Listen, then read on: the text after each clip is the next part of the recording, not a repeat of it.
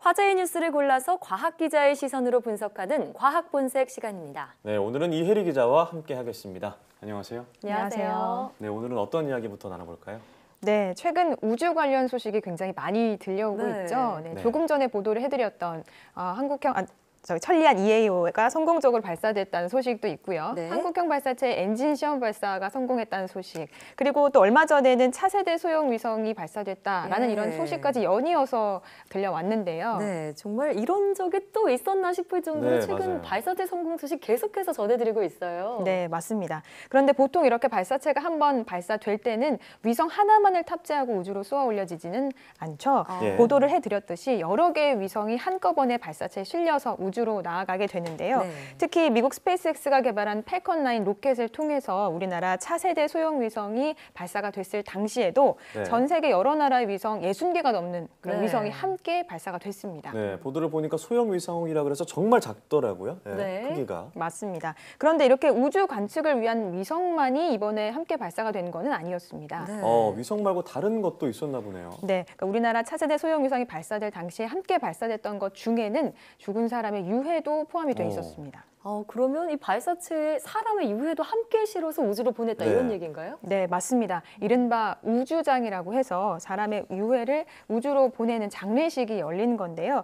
미국 현지 시각으로 4일 미국 반덴버그 공군기지에서 팰컨 9 로켓이 발사됐을 때 150명의 유해가 담긴 소형 인공 위성이 함께 발사가 됐던 겁니다. 그러니까 이제 화장을 하고 남은 재를 캡슐에 담아서 인공위성에 실어서 로켓으로 쏘아 올리는 겁니다. 미국에서 이렇게 상업적으로, 그러니까 장례를 치르는 사람들에게 돈을 받아서 대규모로 이렇게 우주장을 치르는 것은 이번이 처음입니다. 처음이군요. 대규모라고 하니까 이런 걸 전문적으로 하는 업체가 따로 있나 보네요. 네, 그렇습니다. 이번에 이 유해가 담긴 위성을 쏘아 올린 업체는 2010년 중반부터 우주장 사업을 해온 미국의 한 벤처 기업인데요. 이 업체는 유해 한 구에 한 우리나라 돈으로 300만 원 정도의 돈을 받고 우주장을 치러줍니다. 이 화장한 재의 일부를 가로 세로 한 1cm의 작은 캡슐에 우선 넣고요. 그 캡슐에는 고인의 이니셜이 일단 새겨져 있습니다. 이렇게 캡슐들을 모아서 한 15cm 크기의 정사각형 박스에 차곡차곡 담아서 위성에 싣고 우주로 보내는 거죠. 네, 그러면 우주로 발사된 이 유해들은 일반 위성처럼 지구 주변을 계속 돌게 되는 건가요? 네, 우선 위성은 지구 주위를 4년 동안 돌다가요. 대기권에 진입하면서 타서 소멸됩니다. 위성의 움직임은 실시간으로 파악이 돼서 업체 측에 전달이 되고요. 이거는 또 유족들과 함께 공유를 하게 되는 거죠. 고인의 위치가 어디 있는지 실시간으로 파악할 수 있다는 게 신기하기도 한데, 자, 고인들은 아무래도 생전에 좀 우주를 좋아하거나 관심이 많았던 분들이었을 것 같은데. 네, 맞습니다. 우선 150명 가운데 30명이 일본인이었는데요. 특이한 점은 이 은하철도 999로 잘 알려진 만화가 일본의 마츠모토 레이지 씨가 생전장, 그러니까 살아있는 상태에서 자신의 손톱을 작은 캡슐에 넣어서 이번에 아직 우주장에 돌아가시지 않았죠? 그렇죠. 그런데 우주장에 이제 이런 식으로 참여를 했다라는 겁니다. 마츠모토 레이지 씨는 은하철도 999를 통해서 우주에 대한 굉장히 많은 관심을 표출을 해왔는데 아마 그런 이유로 이번에 우주장에 참여한 게 아닌가라고 짐작해 볼 수 있을 것 같습니다. 정말 우주를 향한 이 마츠모토 감독의 그런 사랑을 느낄 수가 있는데요. 자, 그러면 이렇게 우주장에 참여한 분들의 또 다른 사연은 어떤 게 있을까요? 네, 우선 2016년에 세상을 떠난 미국인 제임스 에버린 씨의 사연도 좀 인상적인데요. 평소 이 반덴버그 공군기지에 가서 로켓이 발사가 될 때 뭐 사진을 찍는다거나 할 정도로 발사체, 미사일 이런 거에 대한 사랑이 굉장했다고 하더라고요. 그래서 사망할 때 유족에게 내 유골을 우주에 뿌려달라라고 유언을 남겼는데 이번에 그 유언이 이루어지게 된 겁니다. 이번에도 반덴버그 공군기지에서 발사가 됐잖아요. 네, 맞습니다. 그리고 일본인 간바라 겐지 씨의 경우에는 2006년에 사망한 딸의 유언을 이번에 드디어 들어주게 됐는데요.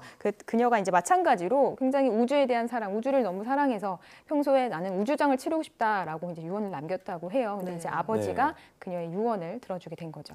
네, 사연을 들어보니까 좀 더 뭉클하고 감동적인 생각이 들기도 하면서 한편으로 이렇게 과학기술이 발전하면서 우주장을 치른다는 게 신기하기도 한데 앞으로 이런 우주장이 더 늘어날 것 같다는 생각이 드네요. 네, 그렇습니다. 이번에 우주장을 치른 업체는 일단 신청자가 더 많아져서 모아지게 되면 한 번 더 우주장을 치르겠다라고 발표를 했습니다. 말씀하신 대로 이제 과학기술이 발전하면서 이런 형태의 우주 장례식이 이제 도입이 된 건데요. 뭐 매장이나 화장과 같은 기존 방식이 사실 사실 뭐 환경 문제라든지 예. 여러 가지 이제 문제점들이 제기가 됐는데 이런 것들을 대체할 수 있는 새로운 방법으로 좀 주목받을 수 있을 것으로 보입니다.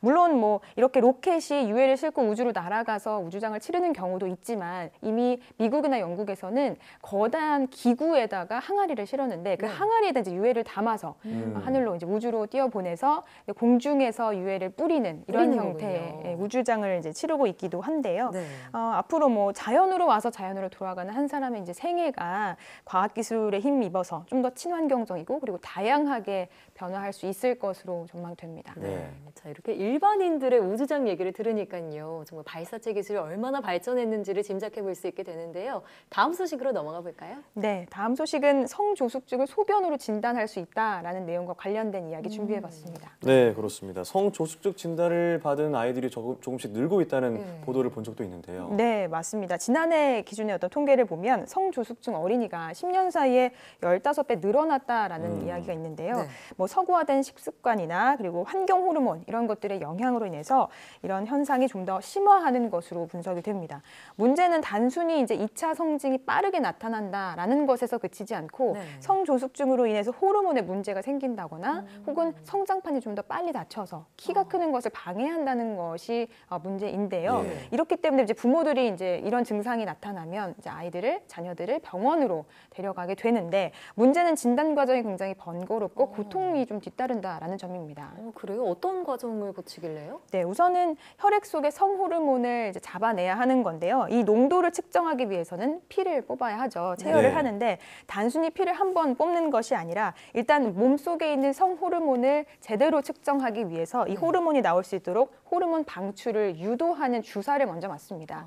주사를 맞은 이후에 체열을 하고요. 또 주기적으로 피를 뽑아서 이 농도가 어떻게 변하는지 계속 추이를 살펴봐야 하거든요. 한 번 네. 뽑는 게 아니네요. 네, 그렇습니다. 그리고 검사가 모두 끝나고 난 이후에도 결과가 나오는 데까지 뭐 5시간이나 6시간, 길게는 뭐 하루 정도까지도 기다려야 하기 때문에 아이들과 그리고 부모들에게 좀 고통스러운 시간이 될 수도 있는 거죠. 네, 과정이 꽤 복잡한데 근데 이번에 소변으로 진단하게 되면서 이런 복잡한 과정을 대폭 줄였다고 들었습니다. 그럼 진작에 소변으로 검사하면 좀 좋지 않았을까라는 생각이 드는데요. 네, 맞습니다. 그러면 참 좋았겠지만 소변에는 성호르몬이 많지 않아서 네. 농도가 높게 나타나지 않기 때문에 그 더 많은 농도가 들어있는 피를 이제 체열을 했던 건데요. 그런데 이번에 연구진이 이렇게 소변 속에 적게 들어있는 성호르몬을 확산해서 이 신호를 강하게 증폭한 것이 바로 이 핵심 기술을 개발했다라는 거죠. 네, 이 신호를 강하게 증폭했다는 게 어떤 의미인가요? 네, 우선 소변 속에 있는 성호르몬을 결합할 수 있는 이 호르몬과 결합할 수 있는 금 나노 입자를 만들고요. 이 입자 주변에 강한 신호를 줄 수 있는 화학 물질 입자 한 700만 개 정도를 붙이는데요. 예. 나노 입자가 소변 속에 있는 성호르몬과 결합하고 나면 이 700만 개에 달하는 화학 물질이 아주 강한 신호, 여기에 바로 성호르몬이 있다라고 강한 신호를 보내게 됩니다. 네. 그럼 그 신호를 확인하게 되면 성호르몬이 있다라는 것을 간접적으로 검출을 할 수가 있는 거죠. 네, 연구진은 이를 바코드와 같은 형식으로 비유를 했는데요. 연구진의 이야기 직접 들어보시겠습니다. 네. 마트 같은 데서 바코드 이렇게 찍으면 이 바코드가 어떠한 물건입니다라고 알려주듯이 저희가 화학물질 신호를 찍으면 에스트라디올이 있습니다라고 알려주는 것처럼 이러한 방식을 통해 신호 증폭을 하게 되는 거죠. 네, 이렇게 우리 몸속에 있는 다른 물질을 찾을 때도 좀 여러모로 도움이 될 것 같네요. 네, 맞습니다. 이 방법은 원래 사실 도핑 테스트와 비슷한 같은 원리라고 볼 수 있는데요. 네. 그러니까 몸속에는 아주 적은 양의 약물을 검출하는 것처럼 소변을 이용해서 몸속에 있는 호르몬을 찾아내는 방법이다라고 볼 수 있겠습니다. 네. 이 진단법이 그런데 도핑 검사 때보다 하는 정확도가 더 높아졌다. 그러니까 기존보다도 심지어 100만 배 높아졌다고 하니까 네. 정확도가 무척 향상이 됐는데요. 네. 앞으로 뭐 다양한 방법에 이런 원리를 적용할 수 있을 것으로 보입니다. 네, 간편하게 검사할 수 있는 데다 정확도까지 높아졌다고 하니까 하루빨리 현장에 도입이 됐으면 좋겠네요. 오늘 말씀 잘 들었습니다. 네, 고맙습니다.